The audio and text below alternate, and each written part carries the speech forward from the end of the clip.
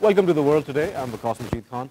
Today we have two important stories to discuss. The first one is rather interesting and it's very hopeful because it is a proposal for a meeting of the Pakistan and Indian DGMOs. We're studying this plan which is under proposal. Pakistan is considering the proposal for a meeting with the Indian military operations chief for lowering the tensions on the line of control and the working boundary through fresh confidence building measures. Let's hope that that is a good omen for relations between India and Pakistan and also for regional peace and security. Our second topic is regarding Fata reforms, and we've been talking about this issue for quite some time in our program, and finally the bill that the National Assembly was delaying has finally been authorized, and we're hoping that something positive will come out of it. But there has been a lot of criticism regarding the way or the manner in which the bill has been brought forward in the Assembly, and the President still has to sign it into law. So we'll discuss the pros and cons of what is actually happening with the Fata reforms. Let's get the conversation started. I'd like to introduce my guests in the studio. Joining me today for the discussion on the Pak-India DGMO meeting, we have with us Khurram Iqbal. He's a defense analyst. Thank you very much, Khurram, for being here. Khurram, a good omen, as we see, because we've seen the tensions on the line of control rise exponentially, especially in the last year, and in this particular month of January, which is not even halfway through, we've had over 70 violations in 15 days. So this is a hopeful sign. What's your analysis of this particular move by Pakistan and the Indians when they're at least studying this proposal? This is certainly a good omen, but whether it will contribute significantly and substantially to India-Pakistan relations, I'm skeptical about that. Because the contacts between DGMOs, they have contacted each other on a number of occasions, mostly through telephone, and few months ago they also met to discuss. I would like to correct you here, Khurram, because as far as the information that I've been able to gather, the last meeting that took place between the DGMOs at Waqas was 4 years ago. And before that meeting, it was almost 14 years before this last meeting. Well, at this level in New Delhi, there was a meeting a few months ago. In that particular meeting, both sides, representative from the armies, they were the NSAs were met. Not the NSAs, there was another high-level meeting in which this issue of cross-border violations or the ceasefire violations was discussed. Apart from that, DGMOs from both sides, they have contacted each other on telephonic lines. That is correct. Under whenever there was a tense and disturbed situation. And that's been quite a frequent hotline contact. That's been a frequent, and the main purpose of establishing that hotline is to diffuse the tension that arises after every violation of the ceasefire by any side. So I would say this meeting is not unprecedented in nature. Yes, it can contribute a little to build the confidence between the two sides, which we have lost terribly during last few years since Prime Minister Modi took office there. So what we are seeing in India-Pakistan, there is too much emphasis on high politics. High politics means sovereignty, territorial issues, Kashmir, line of control, but there's very little focus on low politics. If there is actually a will on the both sides, we have to focus more on low politics, which means more economic interdependence, more people-to-people contacts, more cultural interactions. But what we have seen during last few years or so, on number of occasions, Pakistan has made number of proposals to India to engage on low politics. For example, China-Pakistan Economic Corridor. Pakistan is on record inviting India to share the dividends of Belt and Road Initiative by joining China-Pakistan Economic Corridor, but India did not reciprocate in positive manner, it was quite discouraging for Pakistan. Similarly, on the low politics, we have proposed number of cricket series to India, because cricket has always played a very significant role in diffusing the tensions in high political arena. But unfortunately, Indian side they have mixed up politics with sports. They have refused repeated offers by Pakistan to hold India-Pakistan cricket series. So I believe that such contacts are very necessary. India, being a larger country, must demonstrate the will and capability to basically to focus more energies and times on the low politics area, because that's where we need to maintain contacts. We are neighbors. We cannot change each other's. We have to live side by side. So for that, it is very important that such confidence building measures must continue, so that at the end we are also able to hold negotiations on high politics arena in an environment which is conducive for a meaningful dialogue on such issues. And absolutely, also looking at what's happening in the Korean peninsula, North and South Korea are also now talking to each other, and that's a very welcome sign as well. So maybe we should be taking a page out of the book of North and South Korea, and they're putting their differences aside. So maybe Pakistan and India should follow suit and find some common ground on which a dialogue can be initiated. What's your view regarding that? Practicality of this I'm proposal. sorry, there's a problem with the technical issue. We're going to take a short break here. When we return, we'll continue the conversation. We'll be right back.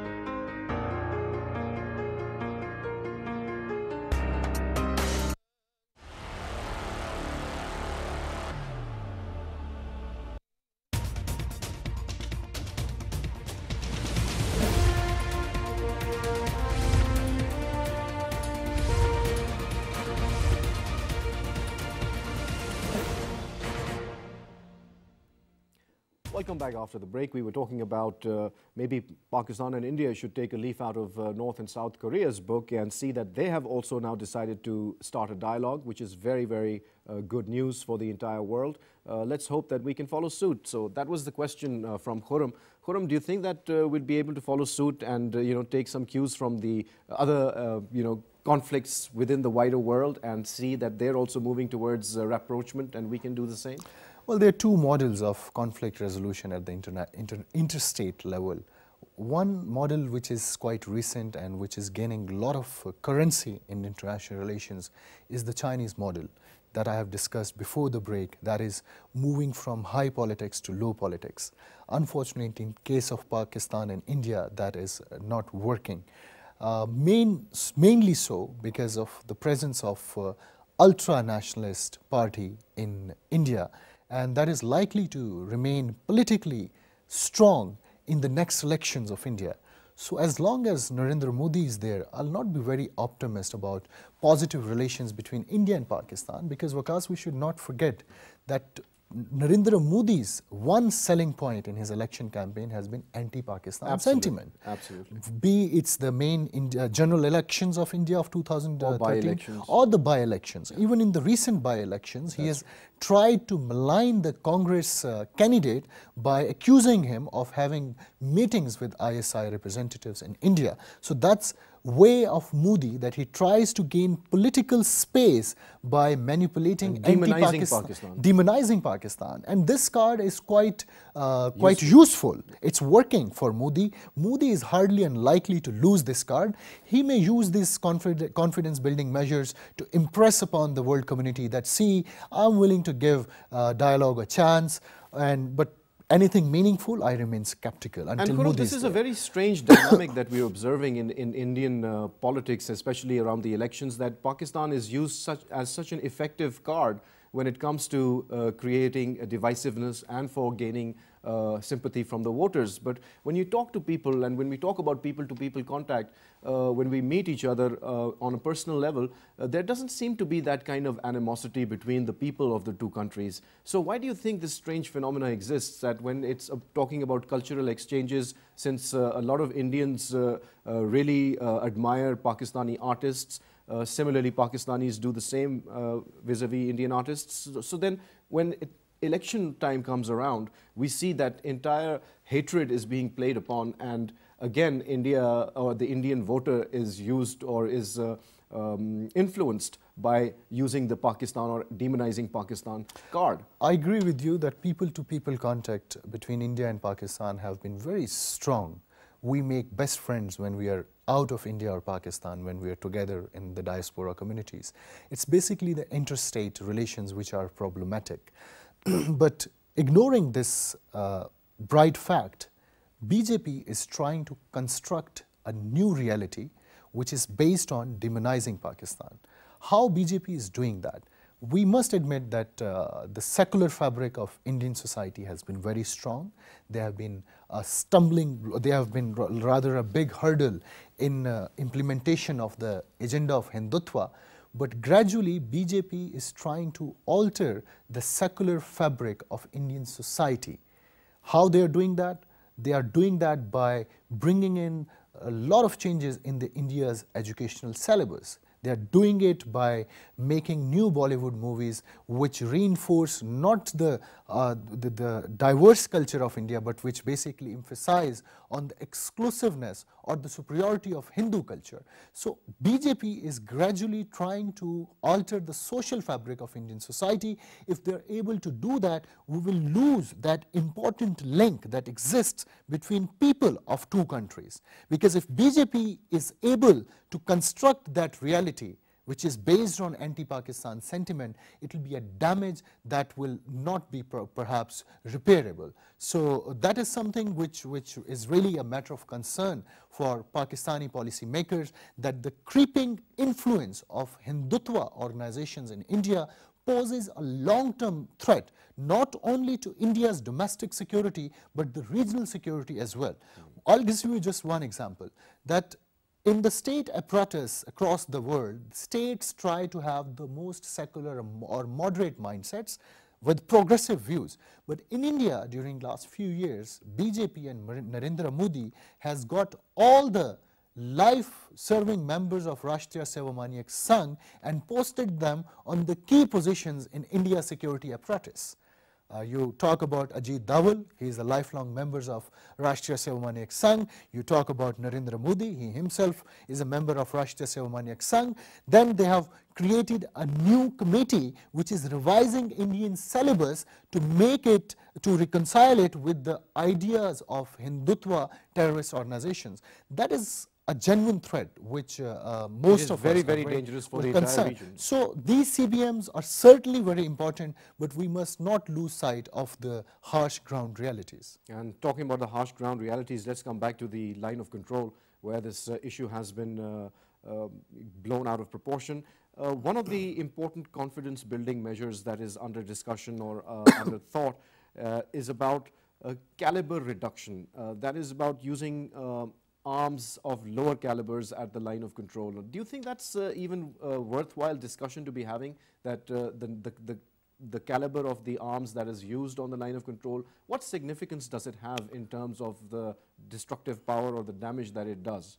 Practically, it can certainly have good implications. It can reduce the civilian casualties, which are very high on Pakistani side since India started repeated violations of the ceasefire. So if this agreement is there, it can significantly reduce the civilian casualties on our side in case of violation from India. But whether it's practical, again, if India is not basically preventing itself from using the pellet guns in India, there have been a lot of international pressure on India from stop using the pellet guns against the Kashmiri protesters, but they have paid little or no attention to international protests. Oh, they've become the largest weapons buyers in the region. So I'm very skeptical when we talk about the practicality of this proposal. Yeah, that's a very sad note, but let's talk about what has India been up to. India has committed 1,881 ceasefire violations in 2017, the highest number since 2003. 87 people have died on the Pakistani side as a result of those violations. The Indian troops have been using heavy caliber weapons and sniping while targeting women and children, and obviously terrorizing the civilian population. So do you think that this meeting between the DGMOs will also be addressing the civilian aspect of the damage that is being done? Why are the civilians being targeted? I mean, if it is an issue between two armies, then they should be resolving it on their own terms. But unfortunately, we see that the Indians are targeting civilians on purpose. This is a part of India's two-pronged strategy to keep Pakistan under pressure. On one side, they would pressurize Pakistan from line of control, from the international border, after violating the ceasefire. On the other side, they would support non-state actors to create the act of sabotage and terrorism in the country. Whether civilian die or there or not, that's not an issue, because that is consistent with But India's that is a human rights issue as well, which should be raised at the United Nations. But before I come back to you again, Khurram, we have Zafar Nawaz Jaspal with us on the line. Let's get his views on the proposal for the meeting between the DGMOs of India and Pakistan. Jaspal Saab, thank you very much for joining us, sir.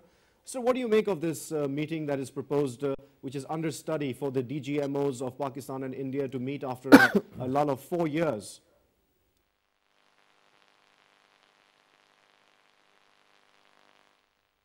I think we've lost contact with the Jaspal Saab, so continue please. Yes, Waqas, this is certainly a human rights issue. Pakistan has raised the issue on international forums, and our claim of Indian violation of ceasefire has been very transparent.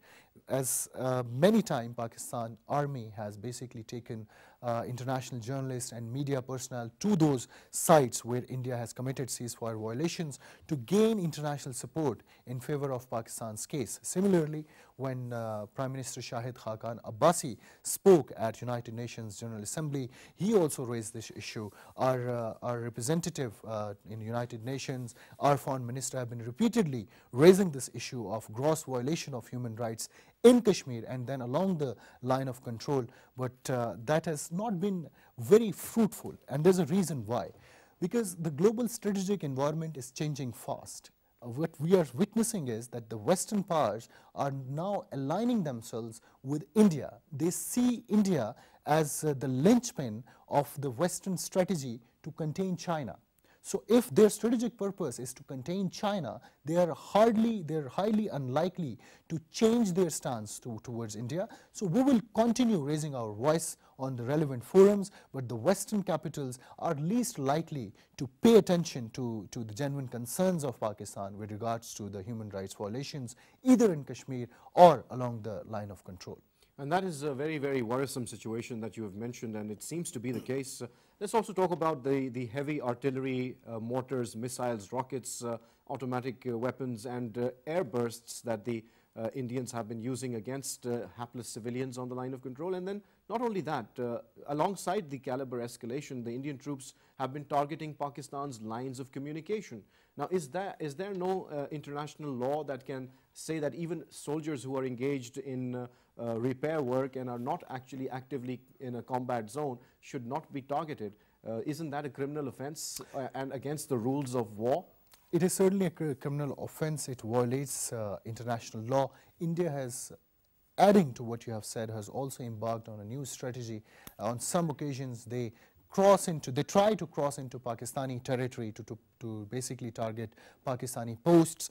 They have made repeated attempts, but Pakistan army has foiled those attempts. So we Indians tend to forget that violation of international boundary is basically an act of war, and India is repeatedly committing that crime. So that basically it's very alarming for the regional security. Whether there will be a respite, I'm not very hopeful. Well, let's see. We've also been joined on the line by Lieutenant General Naim Khalid Lodhi. He's on the line with us. Thank you very much, sir, for joining PTV World. Sir, the question is that do you have any hope regarding the meetings that are proposed between the DGMOs of India and Pakistan in de-escalating the tensions on the line of control? Actually, this has happened many times before also, and we are aware of it. The main thing is that we have to see the things in the overall perspective.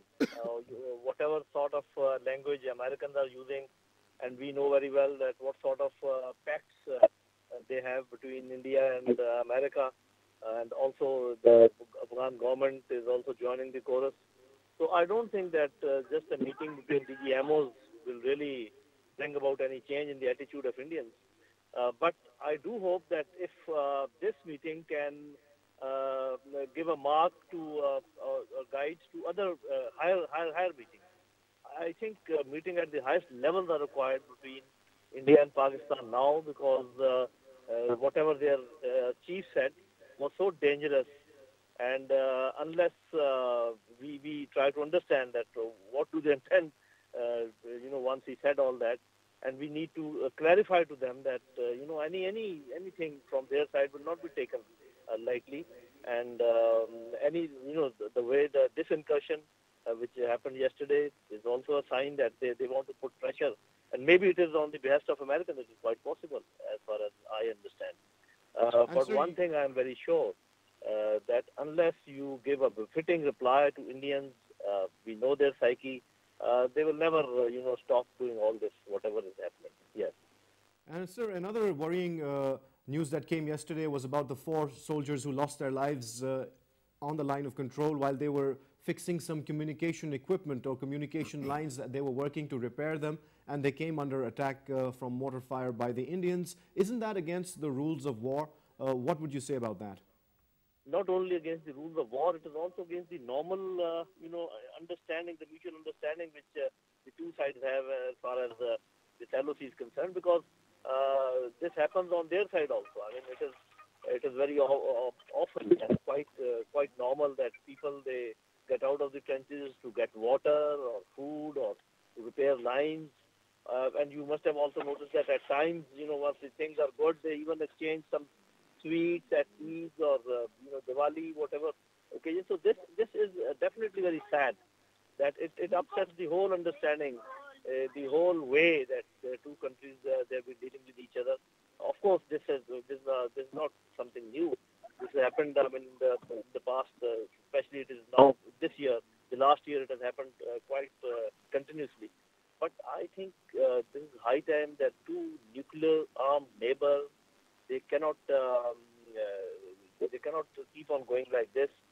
The way the things are, we need to talk to each other, and their leadership understands. I think the military leadership at least understands that what does it mean once you are nuclearly armed, both sides, and then you get into this sort of rhetoric. Right, sir. And in your opinion, sir, how can we go about bringing the Indians onto the negotiating table? How can we start a dialogue with the Indians when they seem so belligerent and hell-bent upon causing damage to Pakistan? Okay, you have asked me, so I will give you my personal opinion.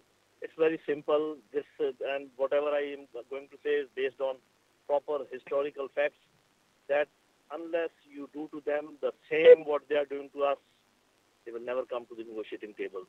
They have to be given that pain, They have to be, responded in the same pill, bitter pills. Then they will come to the negotiating table. Any good behavior on our side, as we have been trying, giving them mangoes, giving them saris, and also, asking the mother of Kulbhushan and wives that please come on and meet the, these things will not work with India. At least I'm very sure. You have to give them the same medicine, and then they will come to the negotiating table, and they will come very soon. Thank you very much, sir, for taking out the time and sharing your views with PTV World. Well, General Lodi thinks that they need to be given a taste of their own medicine. Would you agree with that sort of analysis? Well, that's been something that's been being discussed in the public and policy discourse of Pakistan, that we should pay Indians with the same coin. If they are supporting proxy groups in Pakistan, we should also resume supporting of proxy groups in their troubled northeastern states. I think that's not going to resolve the problem. We should keep our moral standards really high. We should give diplomacy a chance. That's what we have been trying. But at least by doing so, we get moral high ground in the international community. But the international community doesn't seem to care. I mean, we've had hardly a peep out of the international community when we've seen the violations that Indians have been committing on the LOC. Not only that, but also the extreme brutality that they are using in the Valley of Kashmir. It seems to be completely lost on the international community, despite the UN resolutions and everything and all the historical baggage that it carries. We don't see the appropriate response coming from the international community. International order is in great transformation. There may come a time when the international conscious will wake up with the changing realities of international order. The West must reconcile with the fact that the era of their global hegemony is gone. There are emerging power centers in Asia, and West has to reconcile with that.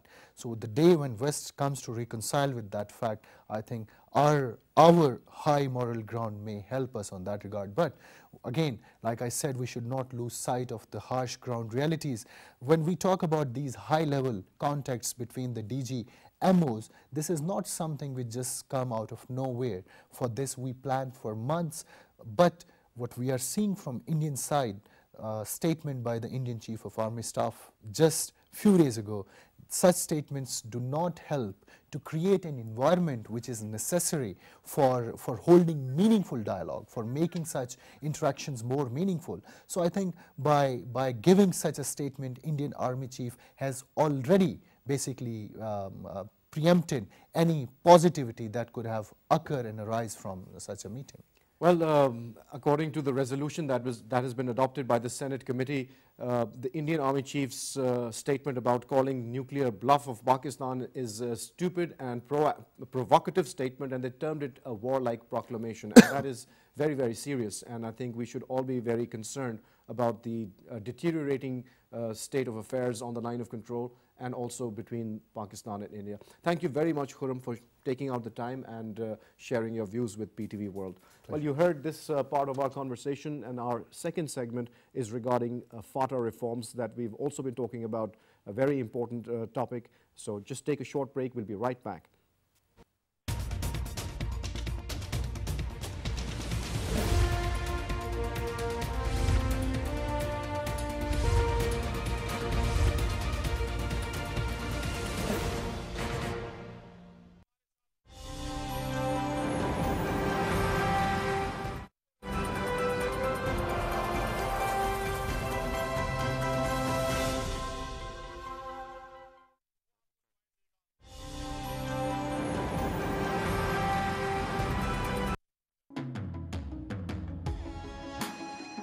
It's heating up.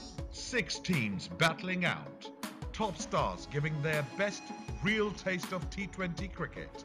Thrill, nerve-tingling, success, despair, agonizing, competitive. Big Bash 2017 and 18. Live on PTV Sports.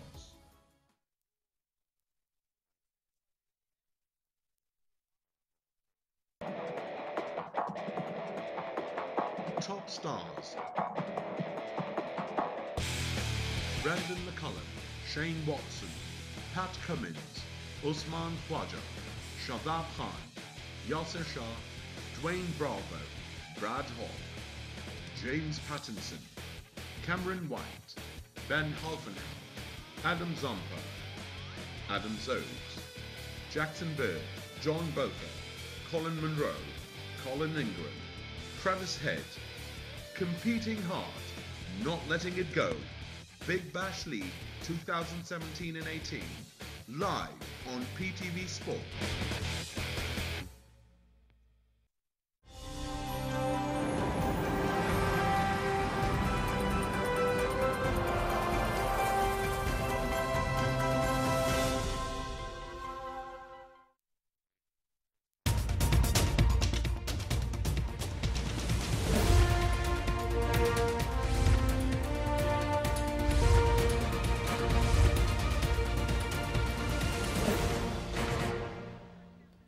Welcome back. We're talking about Fata reforms. The bill has finally been passed by the Assembly, and we have with us Nizan Salar Zai, Executive Member of the Fata Youth Jirga, with us to talk about the pros and cons of what has happened. Thank you very much, Salar, for being here.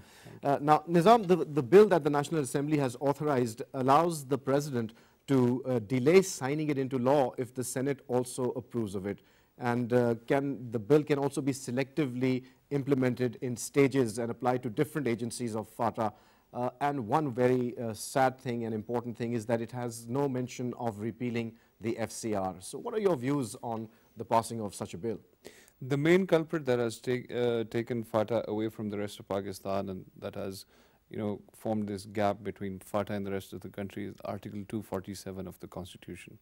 Basically, Article 247 enslaves the whole of Fata to presidential orders over anything, be that the extension of legislation to Fata or of any other laws to Fata. So basically, Article 247 says that the President has the authority to turn any agency or the whole of Fata into a settled area with one signature, if he wishes so, after having a conclusive session with a jirga. So Article 247 allows the President to do whatever he wants to, regardless of what the Parliament has approved or not. Okay, so as far as the FCR provisions are concerned, are you happy with the bill that has been passed in the Assembly? As long as it is approved by the President and the Supreme Court and the Peshawar High Court's jurisdiction is extended to Fata, yes, it's a very good first step. It's a very solid first step. The moment judiciary is given access to Fata, almost half of the problems of Fata will get sorted out themselves. That's a tall hope that you have voiced. Yes, because we've been kept away from basic human rights enshrined upon us by the Constitution of Pakistan. And that's what the courts do, give you justice, don't they? Yes, we hope that they do. So now the thing is that the political alliance between Mahmood Khan Achakzai, the PK MAP, and JUIF has also played a role in delaying the implementation or the carrying out of the bill that was supposed to have been passed.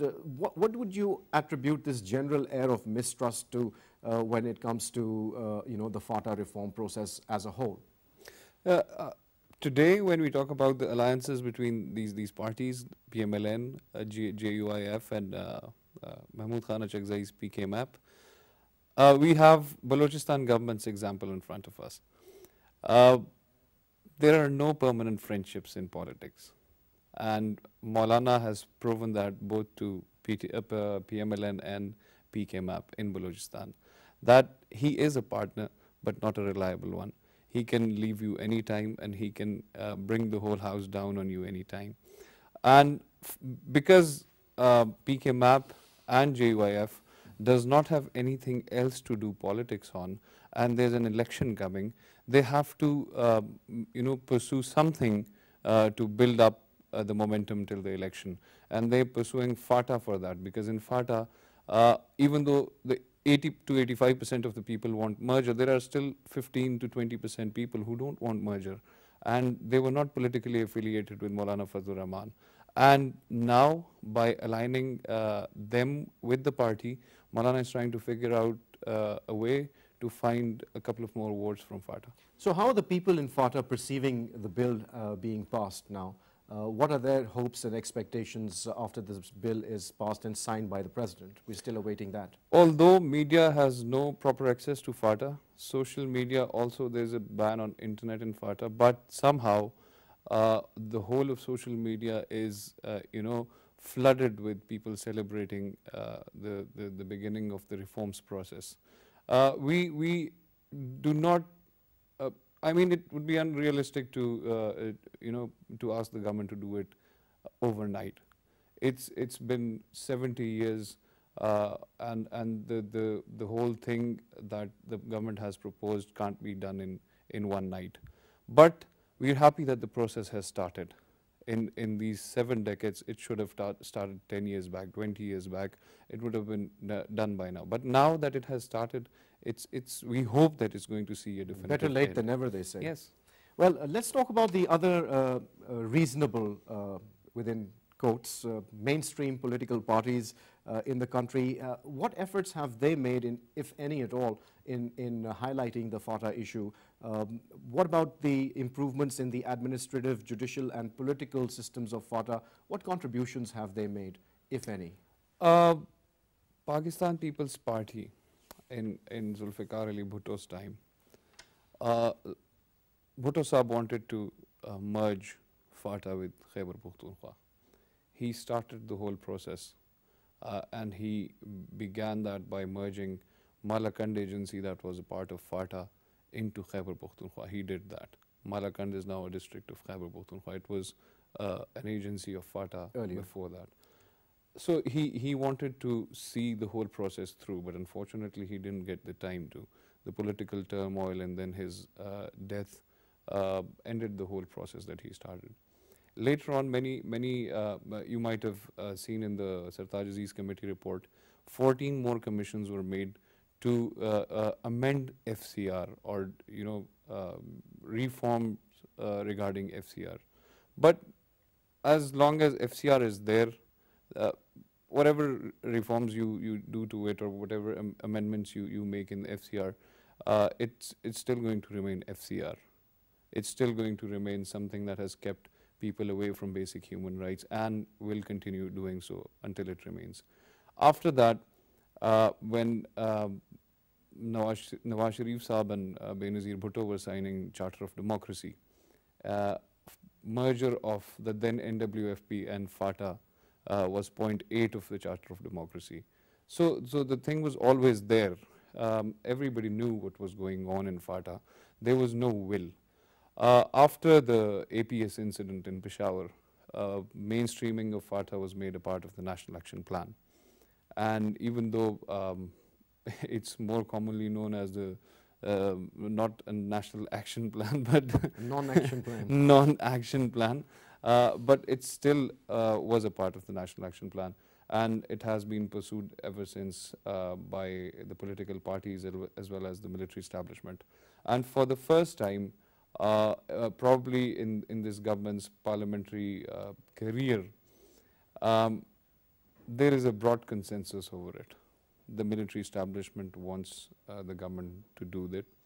It was proposed by the government itself, so the government is there. And speaking of that, and the opposition parties as well. How important is that? Because protecting the gains made through the series of counter-insurgency operations in Fata, how important is it that the civilian side of the equation must also be carried forward in order to consolidate the gains that were made as a result of the military operations? How do you view that? The question is, why did militancy out of the rest of the country, why did it come to Fata? Because there was a gap, there was a vacuum in Fata. That vacuum was exploited by the militants. The elders will kill the FCR was basically a regulation made by the British for using the influence of the local elders to control the entire tribe. No, the small crimes. Small crimes. Small crimes. Okay, before we continue with that, we've also been joined by Hassan Khan. He's a senior journalist. Let's get his views on the bill that has been passed in the Assembly. Thank you very much, Hassan, for joining us. Sir, in your opinion, what do you make of the bill that has been passed by the Assembly finally on Fata reforms, and how soon do you see the implementation of that bill? I think this is, I believe that this is a major step as far the Fata reforms are concerned, because extension of especially the court's jurisdiction, it's going to pave the way for other reform very easily. Otherwise, the issue has been dragged on for, I think, for years, not only for months. And there were a lot of expectations of ordinary tribal people who were built up.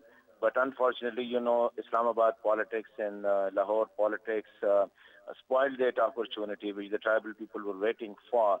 But I think this extension of the jurisdiction of Supreme Court and the Peshawar High Court, definitely it's going to play a major role. And very soon, I believe that once the decision is implemented, because still the bill has to go to the Senate and later it will be definitely signed by the President to make it a law. And I believe that once it becomes a law and the courts properly start working, functioning in the tribal area, I definitely believe that more and more people will then knock the door of high courts and the Peshawar High Court, and definitely they will challenge, especially the FCR, which is the Frontier Crimes Regulation Law, and definitely the power and authority of the political agent who's currently working both as a judge, as an administrator, and as a supreme officer. I think he's the top man in Fata. Once the court's jurisdictions are there, I think definitely his authority will be challenged, and he will not be exercising those power as an administrator and as a judge. And I also believe that it's not only enough that FCR is there and the mayor extension of the court jurisdiction. It will, I think, create somehow, we will call it a vacuum, or in the absence of more laws, especially concerning the human rights and other like the CRPC or the which are prevalent in the rest of the country. But after all, as per this decision is concerned, I think it needs to be appreciated. Though it is a small step, but it's going to dent the whole administrative structure of the federally administered tribal areas. And how important is it that the FCR must be repealed? That is one of the core and necessary part of the reforms of Fata as we understood it earlier. I think FCR, I don't believe that FCR will be able to stood the pressure of the courts. Once the court's jurisdiction is there, as I said earlier, definitely the FCR's utility will be challenged. And when it is challenged, I think that will be a major case in the before the judges of the High Court and the Supreme Court. And I'm sure that once it's challenged, so that will be then a nightmare for the executive, whether the federal executive or provincial executive, how to fill that vacuum as soon as possible. Because FCR, this is not a law. This is a regulation, and especially the regulations are very, very ruthlessly applied in the tribal area, because there is nobody can challenge the authority of the political agent or his staff, like the assistant political agent or the tahsildar. But once the court jurisdiction is extended, so definitely it will be challenged. I don't believe that it will stop the pressure of the court. And soon, once the court jurisdiction is extended and the proper courts are established, and the tribal people are allowed to knock the door of the High Court, so I don't believe that FCR will stay anymore there. Definitely the government has to create an alternative judicial system, or has to carry out the law reforms in the tribal territory. Thank you very much, Hassan Khan, for taking out the time and sharing your views with PTV World. I'd also like to take this opportunity, Nizam, to thank you for sharing your views. You took out the time and shared your views with PTV World on this very important first step, and congratulations from the entire country to you and the people of Fata that the first step has now finally been taken, and we hope that things are going to get better in the future. Thank you very much. Thank you. Well, you heard the conversation, and in conclusion, as they say, that a long journey begins with but a single step, and that single step in terms of Fata reforms has finally been taken, and we hope that it is a journey that brings prosperity to the people of Fata as well as Pakistan. On that hope and on that note, it's goodbye.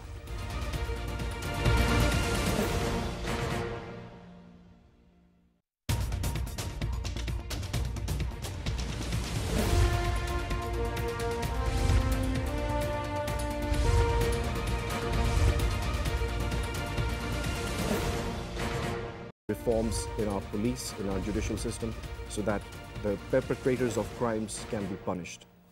With that hope and on that note, it's goodbye.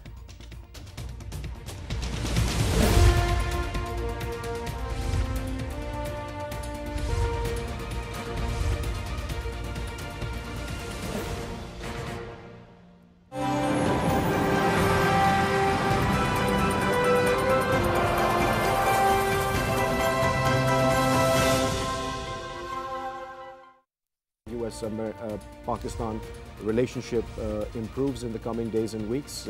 Hope that misunderstandings can be removed and together a partnership can be formed for the better and greater good of the entire world. With that hope and on that note, it's goodbye.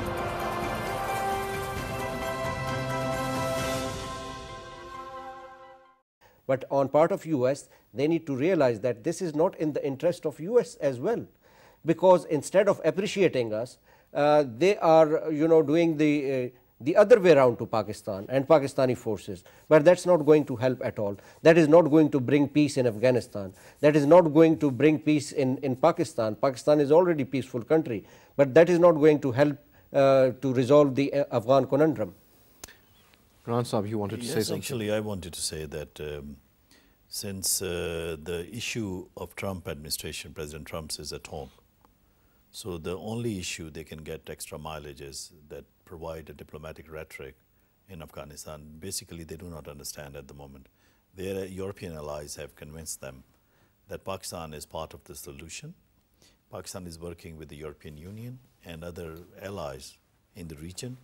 The only issue why they came up with this kind of language is to put on Pakistan really a lot of pressure, because in international, as you might have recently witnessed the resolution on the United Nations in Jerusalem, and there will be many more come in terms of US new policies.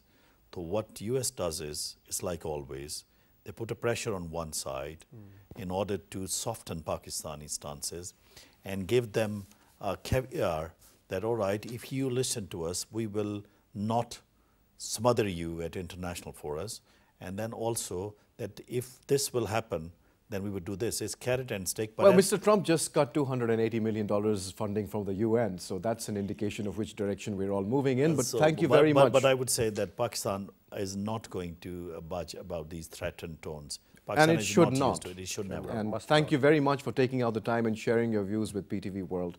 Well, you heard the conversation, and in conclusion, we'd like to say that whatever happens does happen for the better of the people, and the government is supposed to serve the people, and that is the main issue. And what we're seeing here is unfortunately the opposite of that, and we hope and pray that governments across the world do their course correction rather sooner than later. With that hope and on that note, it's goodbye.